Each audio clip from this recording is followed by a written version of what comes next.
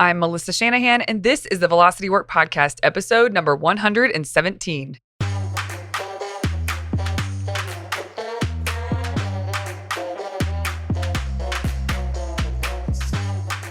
This podcast is for attorneys who are running their own firms. We explore tactics, tools, and stories related to pushing past simply lawyering well and into building a successful firm. Working in your firm and working on your business are two very different things. This podcast focuses on the latter. Hey everyone, welcome to this week's episode. I'm so glad you're here.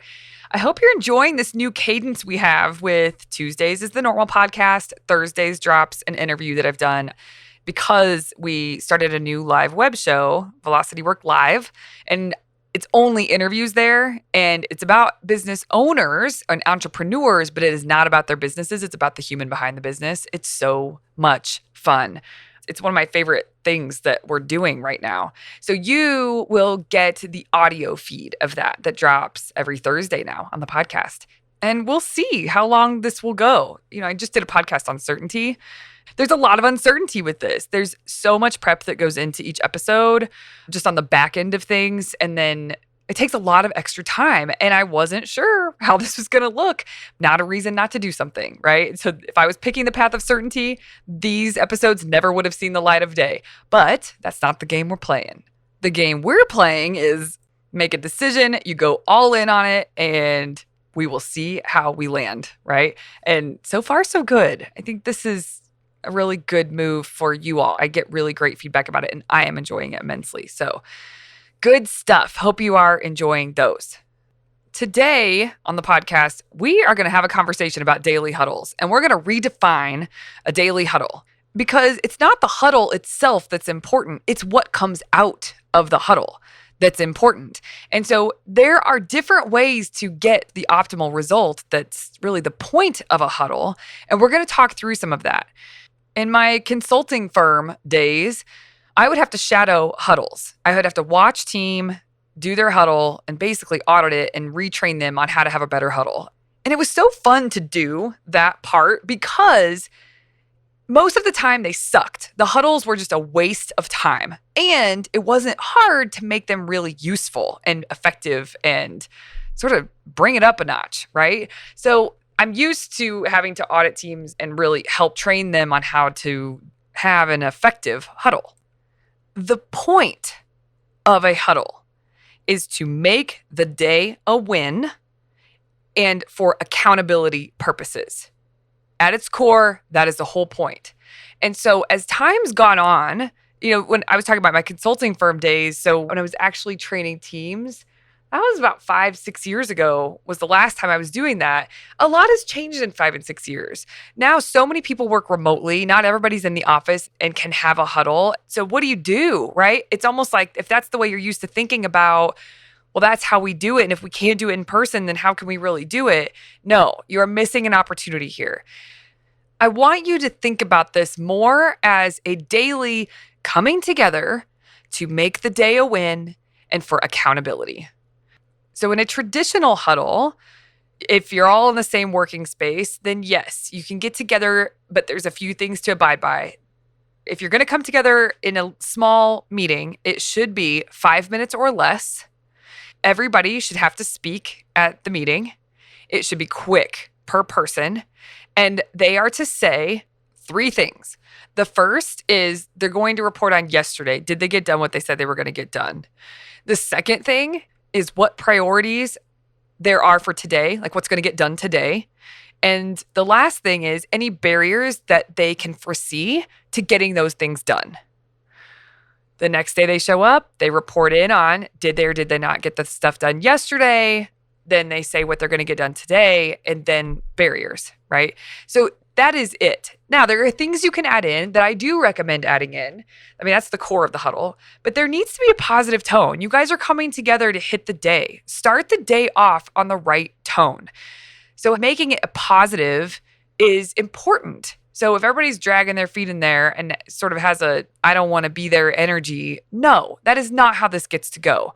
And you as a leader, you set the tone and you don't tolerate someone that is being an Eeyore in your group.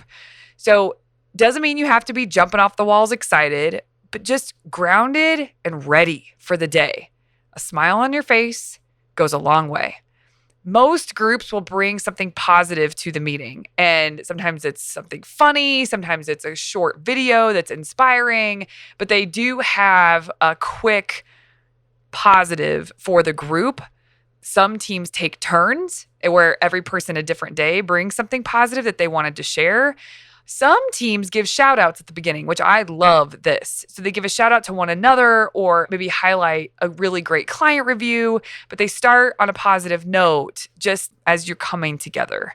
And then they will report on their things and kind of have at the end, all right, let's go. High five, all hands in. I mean, we're in COVID now, so maybe you get something different going on, but you know what I mean, right? Just, okay, let's everybody have such an awesome day. And everybody goes to get to work.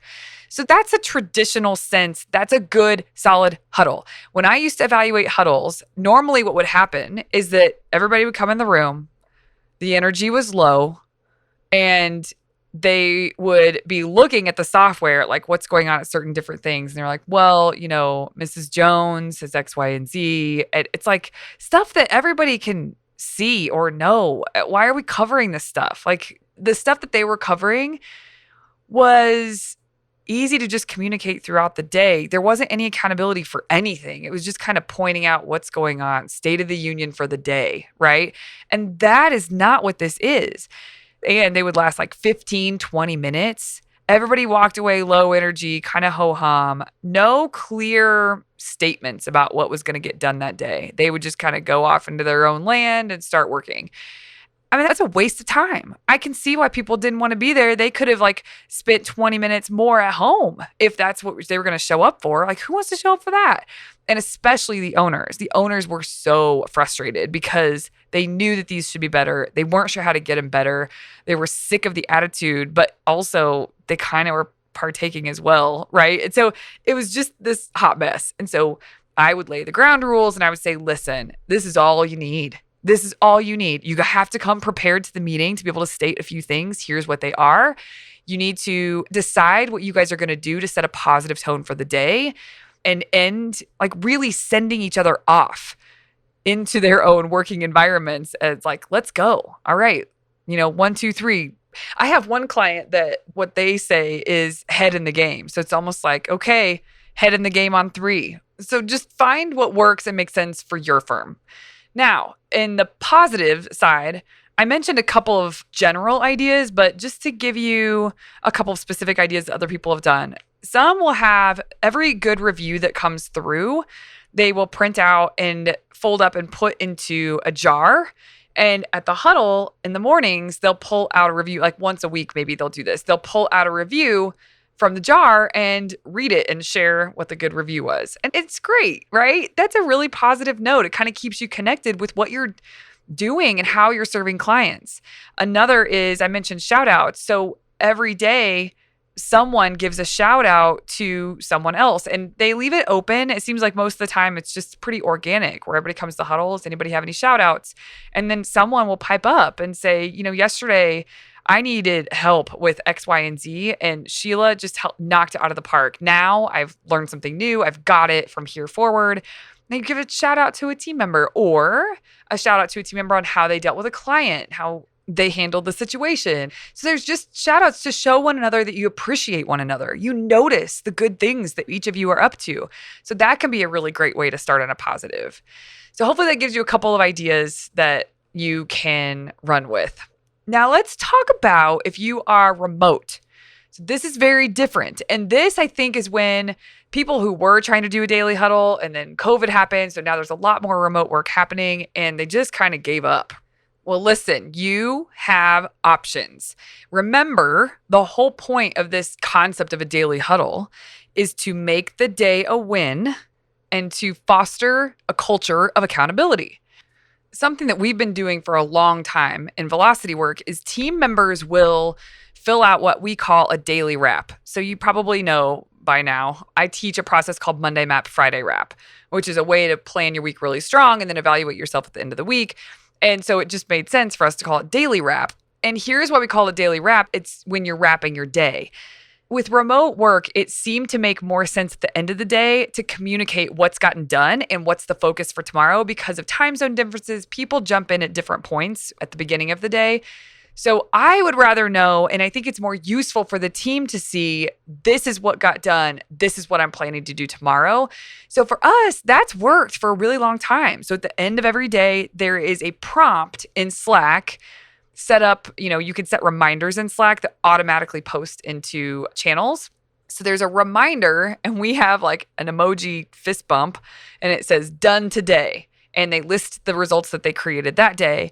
And then the next line is, I think it's a magnifying glass, and it says priorities to be completed tomorrow.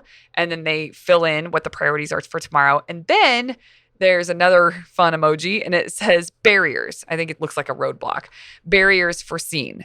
And they fill in anything that they can see that's probably in their way of being able to complete what they're going to work on tomorrow. And that has been extremely helpful for not just one another, but also for me as the owner to be able to have a finger on the pulse of what is happening behind the scenes. Like, I am really busy doing the work that I'm doing and producing, and then they are really busy with all of the back end stuff, and they're knocking it out of the park. But there's times where I don't know what's getting done, right? I can go in and look at task lists and things like that, but no, like, I'm not going to spend my time doing that unless I need to, right? So just that bit of communication is so powerful for the organization as a whole, because it's like, okay, this is the turtle steps being taken every day towards what we're working on. That has been immensely useful for us. And we've been doing that a very long time. So I'm sharing that with you in case you like that idea. It seems like when I tell clients about this, the ones with remote teams, they're like, oh my gosh, yeah. And so they try to find a way to incorporate it in a way that makes sense for their firm. Not everybody's on Slack, right? Like, I have a client that uses Google Hangouts to communicate internally. And so I don't know exactly how they've set it up. I don't know if there's auto generated messages to the team or not, but they have it set up a certain way for themselves now. And the other clients I have that have implemented it are on Slack. So I'm assuming they set up a reminder that's very similar, but it's changed the game. And so there's accountability in like, yes, these steps are happening. This is where we're going. This is what's getting done. This is what's on deck for tomorrow. These are the barriers I foresee. And here's the thing about that is that the reason that's so helpful, especially for a remote team, is because there's often times where the barrier foreseen is they'll tag me and say, Melissa, I need to know if there's a decision on X, Y, or Z. I'm like, oh, yeah, okay, totally. Like, they're not going to be able to get their thing done unless I wrap up my piece or like pass along some information. So it's just been really helpful to keep us going. And we're a pretty positive team and have some fun together. I mean, there's probably room for us to improve this as I'm talking out loud about it to you guys, where maybe we could put like, what's one positive from the day, right? Like, we could do something like that, and maybe it's a shout out or a positive. And so, well, maybe we'll make that change, but this has been working for us really well, and it helps us make the day a win. And you can see why, right? They're saying their barrier. If I don't know that, and it's just a Slack message to me, if it's not concisely in one spot, then tomorrow they may very well not have what they need from me, and it's going to be very difficult to complete their tasks. So this is very helpful to make the days wins and for accountability, like what's getting done, right? I think that if you are remote, it is important to still have some sort of a coming together or a check-in as communication when it comes to progress and barriers. And that will help you move through the work with more ease and more efficiency. And frankly, more ease and more efficiency equals more fulfillment and job satisfaction of your team members. Because who wants a job where you're constantly bumping up against barriers that there isn't efficiency or a sense of flow? So that is what I have to say about huddles. I don't have much more than that, but I did want to bring the topic up on the podcast because people stop doing them because they suck. It feels like a waste of time. And I don't blame them. Like, who wants to waste time? And they don't really know how to make them great and how to make them useful. So they just kind of trail off. But there was a reason you started doing them. Go back to that. Like, what was your reason for starting to do a huddle? Maybe it's because you just think you should because you hear about how you're supposed to, right? You hear that from different experts and resources out there. Maybe that's the only reason you were doing it. But the reason that it's prescribed to people is because you can make the day a win and create this culture of accountability. So find your groove with how to do that by coming together once a day. And if that is just through a channel in your internal messaging system, that's fine. Or if it's in person and you actually do come together, that's fine too. Maybe it's neither of those things and it's something different that you come up with. But don't skip out on this culture of accountability and really making sure that there is a sense of completion and accomplishment towards the things that need to get done inside the firm. It doesn't make sense to just have people working in silos and you think things are getting done, you hope things are getting done, you don't have your finger on the pulse of anything. And you don't want to be a micromanager. So this is a really healthy way to know what's up and be able to feel confident about what's getting done and the outcomes being created. I would love to hear from you guys to know what you're doing, what's working. Maybe there's something from this that you're going to implement. Anything that you feel compelled to share with me about this topic, DM me on Instagram. It's velocity.work or Facebook page. That's fine too. But let's just keep in touch and communicate about this. I think this is a really fun thing. The more ideas that can be shared that are working for people, the better. Now, don't DM me with a complaint that your huddle isn't working. That is what this episode is for. Take some of this information and run with it. I want to know more about what you've implemented, what is working, what you're tweaking, that kind of thing. All right, everybody, have such a great week. I'll see you here next Tuesday. Hey there. If you enjoyed this podcast, I highly recommend you come and check out Mastery Group. It is where owner attorneys come together to study this material, apply it, and thus create really big results for their firm and for their life. So come on over, velocitywork.com/join to get more information and get started. Show notes from this episode can be found at velocitywork.com/podcast.